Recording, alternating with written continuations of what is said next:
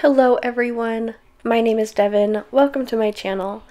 So last week you saw me draw this portrait, and this week is part 2. You'll see me paint it. The beginning portion is actually real time. I wanted to give you guys an idea of just how long it takes for me to get this finished from start to finish. It took me probably like a couple hours, 3 maybe hours if I had to guess. So I'm using black and white gouache. I'm sticking with the M brand. I think it's just titanium white and just a very basic black. I do like how cool and cold toned the black is once you add the white. I do like a warm gray, but I do like this nice cool gray with the really warm saturated background. So I'm using the tiling method, which is a method that's pretty common. If you have ever seen any videos by Watts Atelier or Jeff Watts, they teach their gouache course with the tiling method. So I'm starting out with dark tones first. This is going to be my darkest value, and then slowly I'll work up to lighter values. I like to start this way because, especially for women, I tend to go really light way too quick and the whole portrait ends up looking washed out. So if I start with darker tones, I like to stick with darker tones for longer than maybe necessary, just because I don't like it when they look too light. I feel like it throws the whole thing off, and I like the contrast of having the really darks and the really light whites.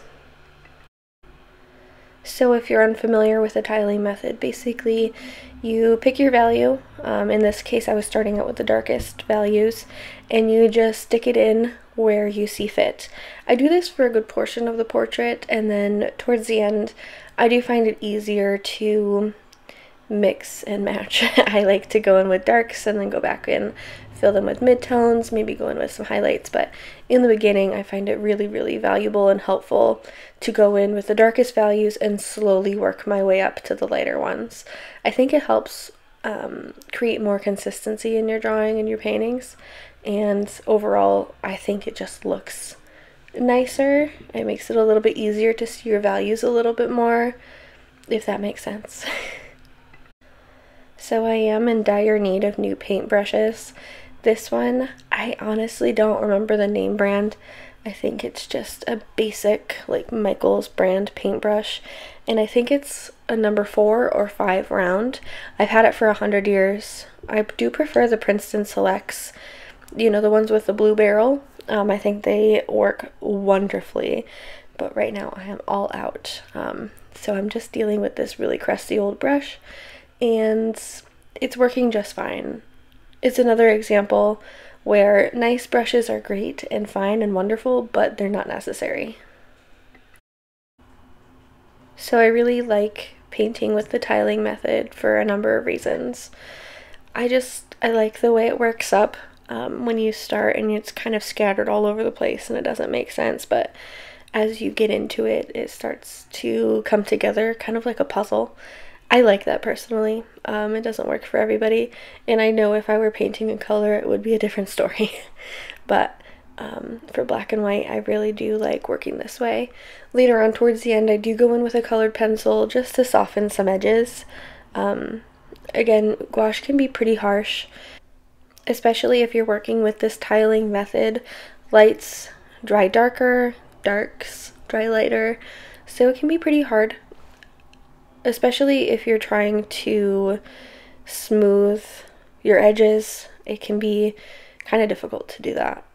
Once you put some water down on your paintbrush and you try to smooth, it does sometimes not work out the way you want it to. The lights will start to dry darker than you had expected, and it can be a huge mess. But once you get the hang of it, it's honestly so rewarding. I love the way gouache looks. I love how easy it is to use. I love just how easy it is to travel with. I mean, I've taken this camping, I've taken this to trips, and I love the way it looks.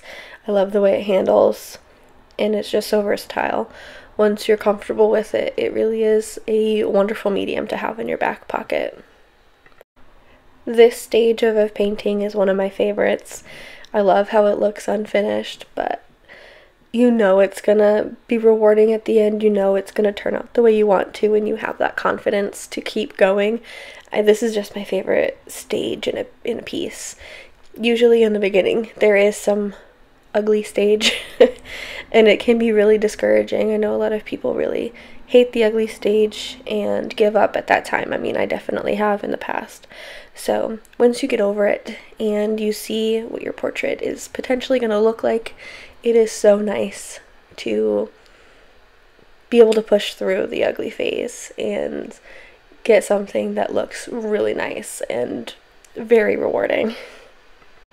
So I tried not to speed this up too fast. I wanted you guys to see what it looks like when you put tiles down.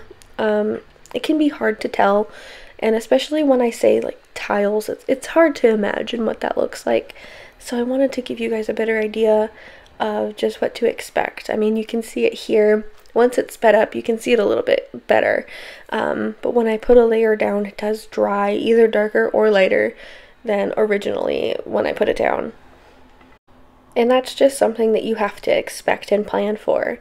That's the beauty of gouache, you know, that's just something that you have to practice and understand that that's going to happen inevitably.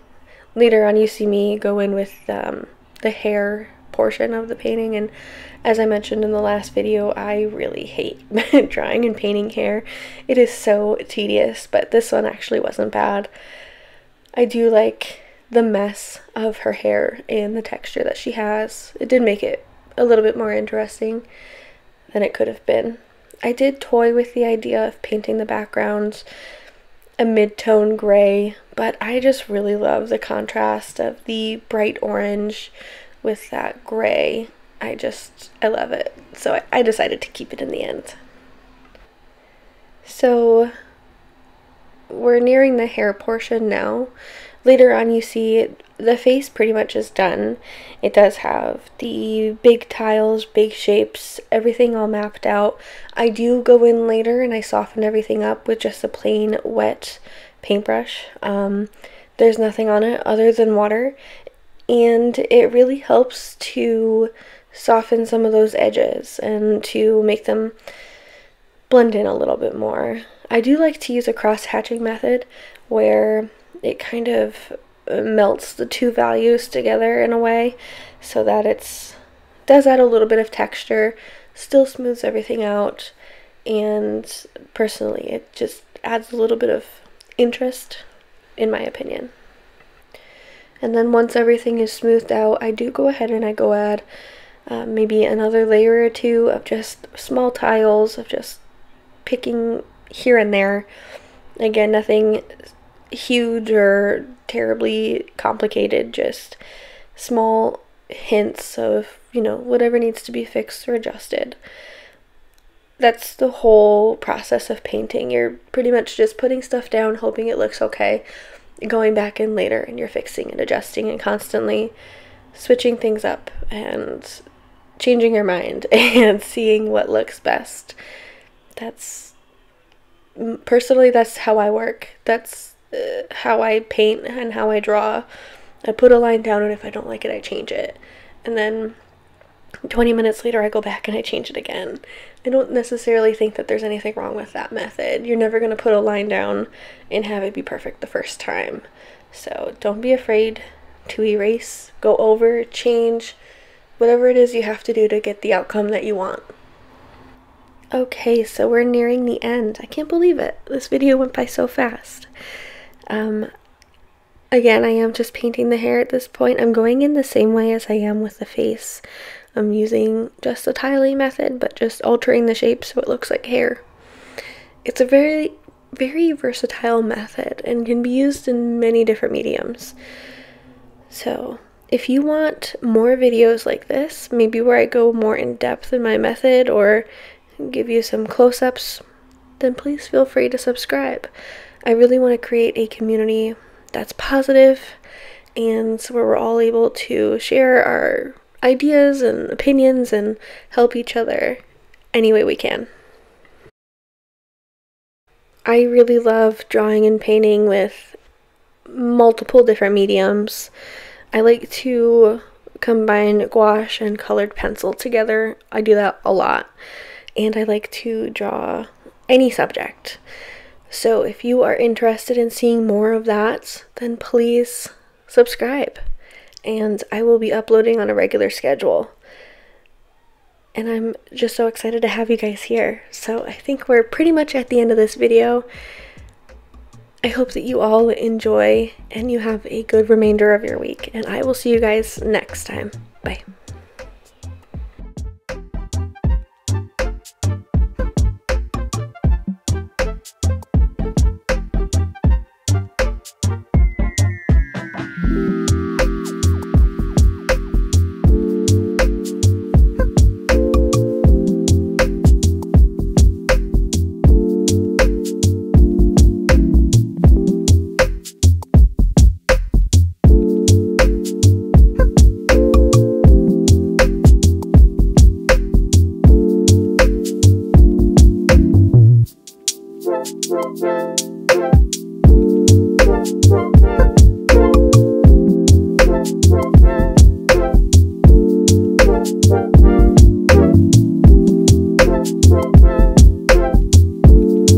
Thank you.